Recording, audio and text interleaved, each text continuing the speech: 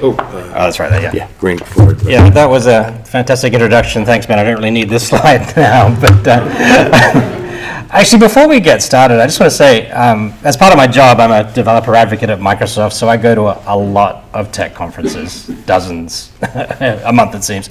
And the conference today, such an amazing program. Every single talk, I've either learned something new, or something interesting, or something useful, or something just plain cool. So thank you so much to the speakers, and particularly to Ben and Kelly, just for an amazing event today. It's been fantastic. Thank you so much. All right. You're not going to get anything like that out of my talk, unfortunately. I'm sorry about that. I do give a lot of talks about R. As Ben said, I've been involved in the R community for a long, long time. But this is going to be a rather self-indulgent talk, because today just happens to be the 10th anniversary of the first post on the Revolutions blog. And I don't get to talk about that side of things very much, like the blog and that process. So I just thought I'd indulge and take some time just to talk a little bit about the history of the blog and why it came about.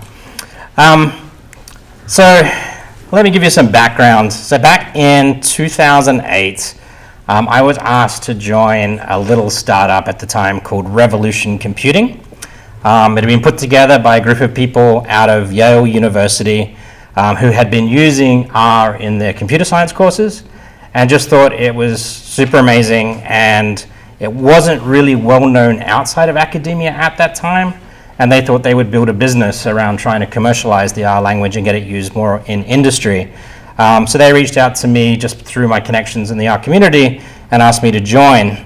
And I got really involved early on the community side of things, because what we discovered pretty early on as we started going out to industry to talk to people about R is that nobody had heard of R. So that was really something that we needed to deal with. And in order to be able to just have people take meetings and learn more about what R was about, we had to get the word out. And so we had this idea of putting together a blog.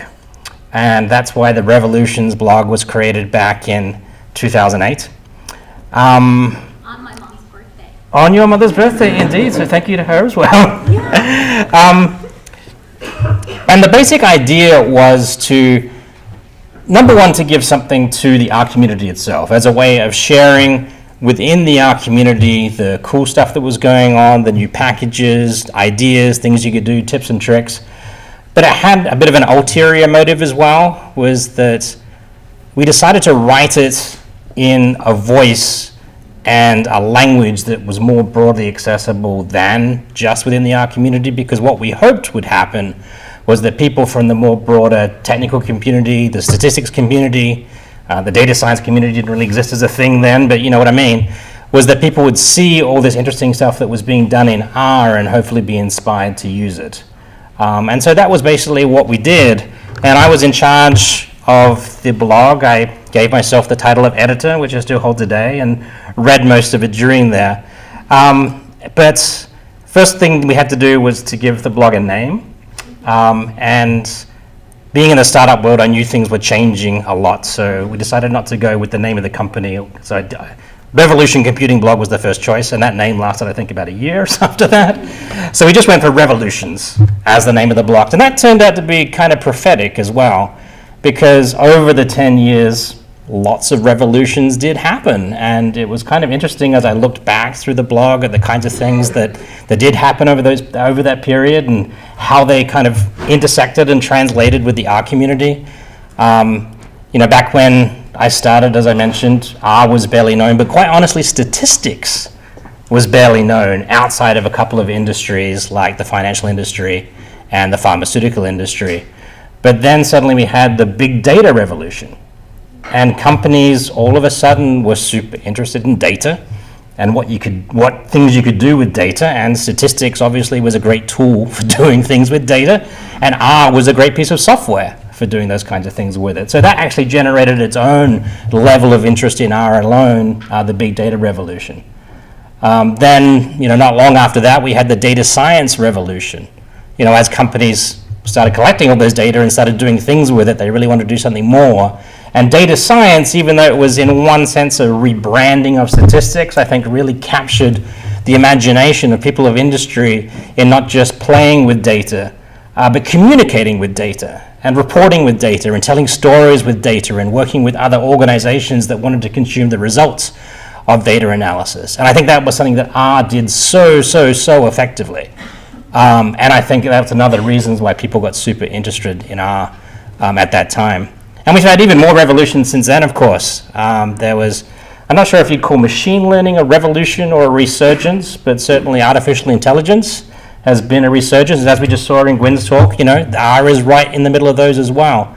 So it's really been at the center of some really big changes in technology and philosophy and business practices when it comes to data. So it was a complete coincidence, but it was kind of aptly named just for those reasons. Since that time, I've done about 6 posts a week on average. I didn't write them all myself. I had a lot of help from guest bloggers over the years. A lot of the posts were not original in the sense of a lot of my content is really reading other cool stuff that other people did and writing 2 paragraphs and slapping a link underneath it. But a lot of people do ask me about kind of, where do I get my ideas? And definitely in the early days, it was really difficult because there wasn't, outside of academia, there was not that much stuff online about R that I could really draw on. And I did a lot of things like, reading academic journals. And whenever I saw a chart in the journal that kind of looked like that was probably done in R, like at one time R graphs were super distinctive, like nothing else looked like an R chart. And I could reach out to the authors and say, hey, like, was this done in R? Like, this was really cool. And they'd say, yeah. And then I had like 4 paragraphs that I could write about a paper and link to a paper, and that was something that people could do with R. The packages themselves, of course, were a great source of inspiration. At one point, I was tracking every single package that got published to CRAN and having a look at it. I cannot do that now. But new packages and writing up those kinds of things, that was always kind of cool. And especially applications of R and writing about those. But I'll talk about that a little bit. These days, the main ways I get my inspiration is from Twitter. I do follow the RStats hashtag, and everybody even if you're not on Twitter, it's worth getting on Twitter just to follow that hashtag, because there's so much good information on there and such a great community. And these days on Twitter, I'll click like for things that I might want to write about in the future. So if you're ever wondering what I'm thinking about, check out my likes on Twitter, and that might become a post sometime in the future, but there are hundreds of thousands of them now. So, that's the kind of ways I get my inspiration these days. I thought it might be interesting to go back and have a look at, what were the top posts based on the Google Analytics from the blog over that period. This is my number 3. It actually does come from one of my guest bloggers, Andre, who was working for me at the time, using R with Jupyter Notebooks, very practical type of thing in the early days of Jupyter Notebooks. And people still search and find that particular blog post, so people are interested, obviously, in using R with Jupyter. The number 2 blog post, and we're going a bit further back in time now, so I actually went to the Wayback Machine to find the way the blog looked back at the time when these posts came out, so you can see the different fonts and headers. This particular post, 10 tips for making R your best, which is actually one of the ones that I actually wrote myself, because it was something I got a lot of questions about, how can I make my R graphics look good, how can I put them in documents, how can I get them into Word documents, all those kinds of things. This is, I think, super outdated now in the sense that this was written way before the time of this was before ggplot existed. This was before the time of SVG graphics, GIFs were the thing, or GIFs, or whatever you want to beat me up about. But it still comes up today as, one of the top searches that bring people to the blog about, just how to take a graph you've already created and get it into a file that you can put into a document. Very straightforward. But my number 1 post, and this still generates thousands upon thousands of hits a year, is how to choose a random number in R. It is probably the most basic thing you could probably imagine. But this really taught me a lesson in that, and I don't want this to sound the wrong way, but you can never underestimate or overestimate the demand for people about basic information. Like, we live in this world where we use R every day and everything is just super familiar to us, and we're interested in the very latest version, the very latest packages, but there are so many people every day that are just coming into the R world, that are asking questions like this, that just really want to know how to get going. And probably the first thing they type into Google when they start using R is how to generate a random number, and that brings them to this blog page. But it really did, just the popularity of this post really did change my perception about how I write. And now when I write about anything, even if it is new and complicated, I do try and write it in a way like, if I am brand new to R, what would this mean to me? And that means explaining a lot of concepts. It means providing links to the basic material and all that kind of stuff. But I think it's just a general lesson that, when you're writing, just try and make it as accessible as possible to as broad an audience as you can. And I think that will help everybody and you in your writing as well. I'm proud of quite a few of the things that I've done on the blog, and I just want to take this moment to be self-indulgent about some of the things that we did over the 10 years of the blog. I think one of the things that I really enjoyed doing was kind of discovering some of the people within the R community that were doing cool things and helping to showcase some of their work. I was doing profiles of people in the R community for a while, and Hadley was one of the first people that we profiled, and Hadley certainly needed no help from me or anybody else for his success, but it was just kind of interesting to look back and see Hadley in the pre-bow tie days. And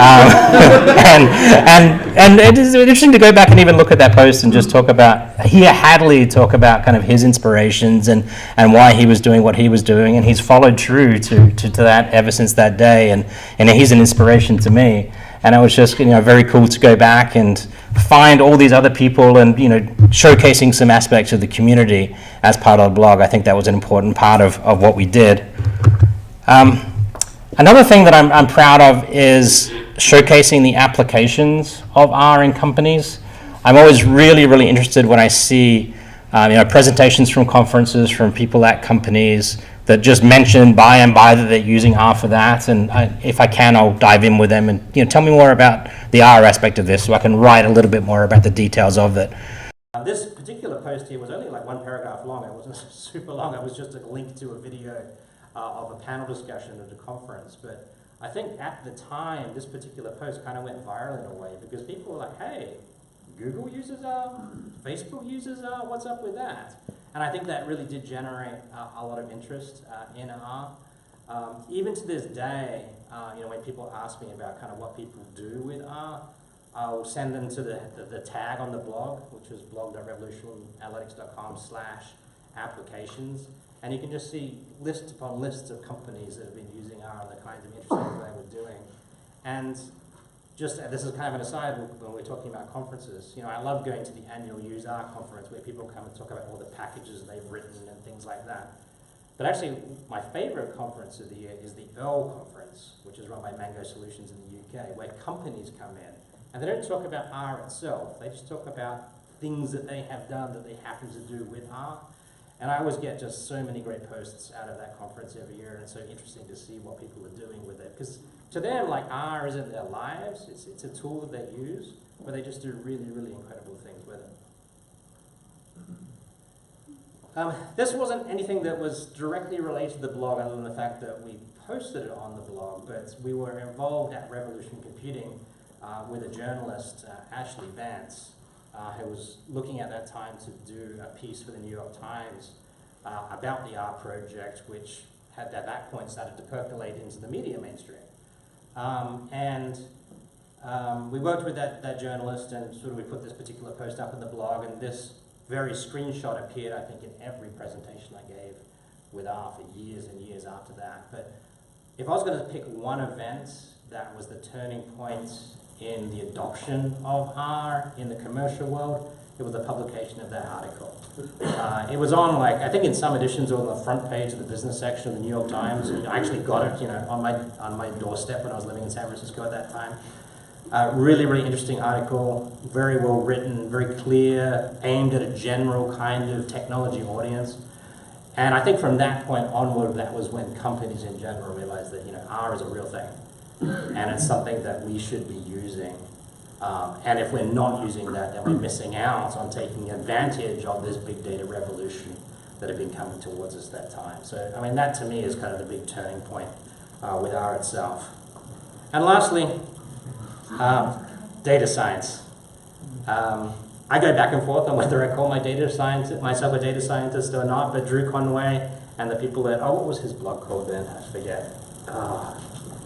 Anyway, it's linked on the blog post, but this was the kind of the first time the concept data science was introduced in a blog post by Drew Conway and Hillary Mason and a couple of other people. And I put that particular image on the blog as well. That comes up a lot in searches. And I think that was the first real encapsulation of what statisticians did in the real world. And I still use that framework today about talking about what statisticians do as data scientists, and I think it's super, super useful. Actually, one more thing.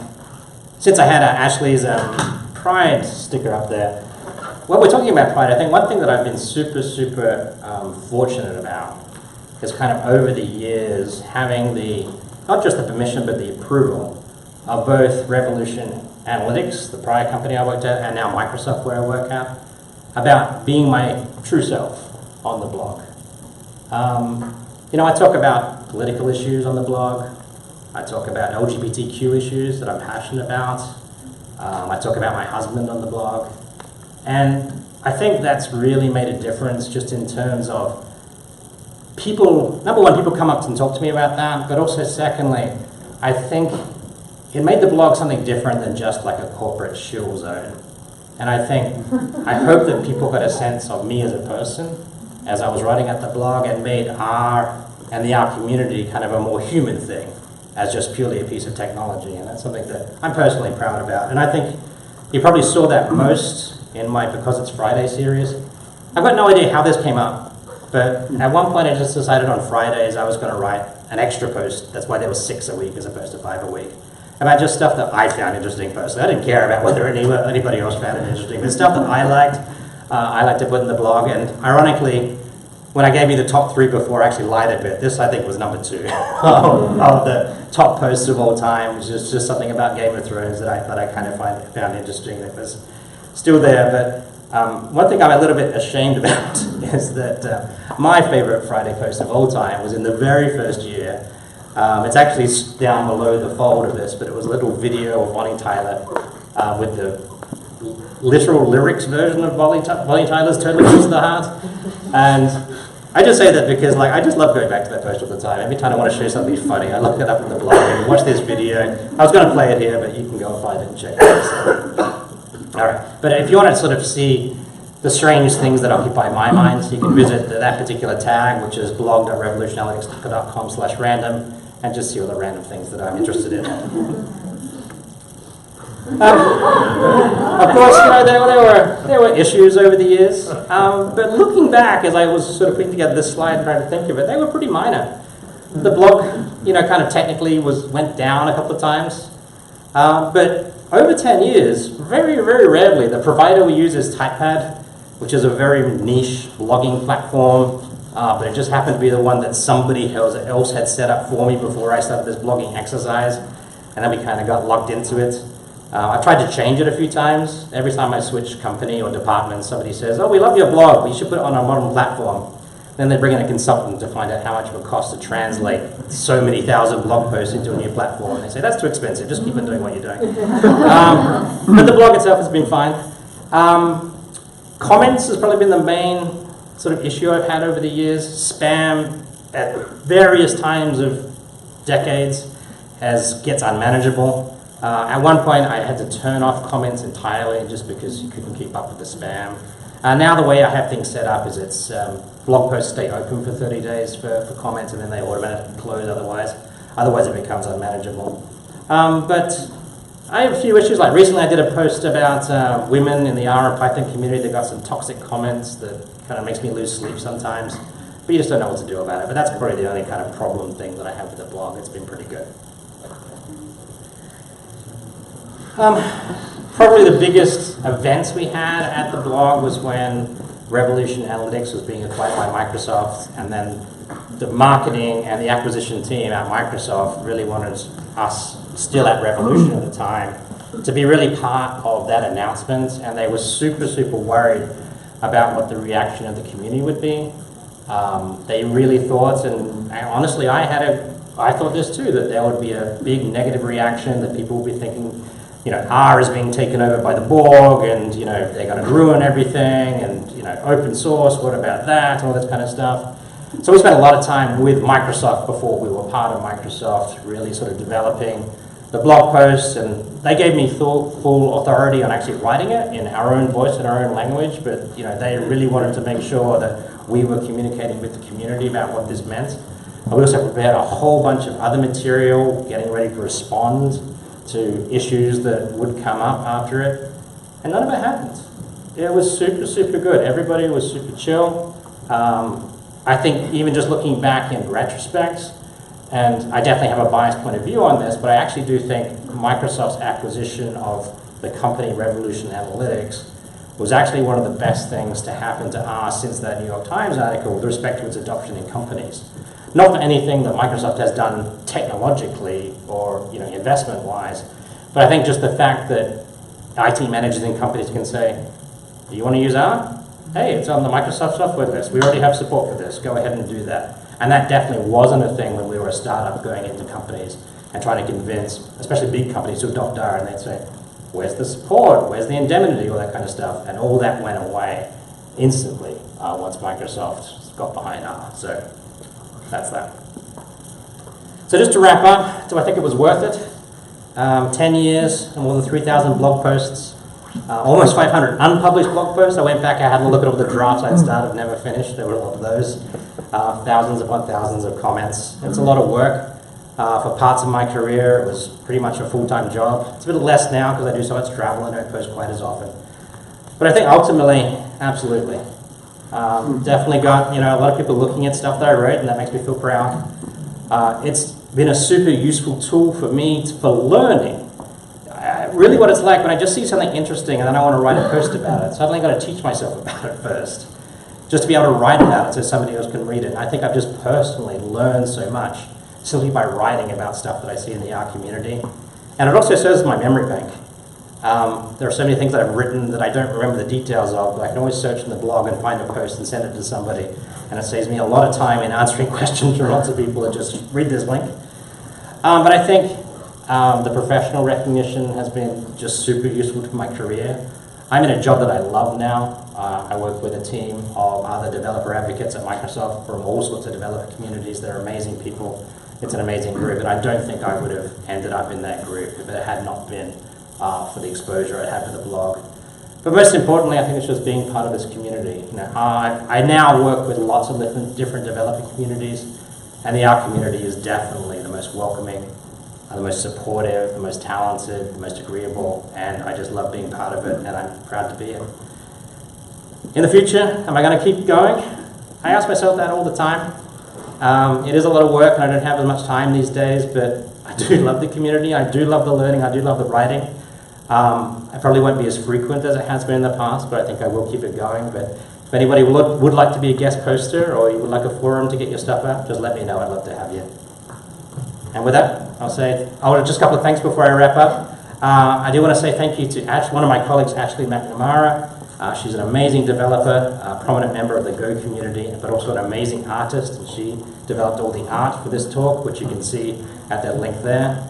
I would like to say thank you to all of my guest bloggers from over the years that have helped with the blog, and thank you to all of you of being part of the R community. Thank you.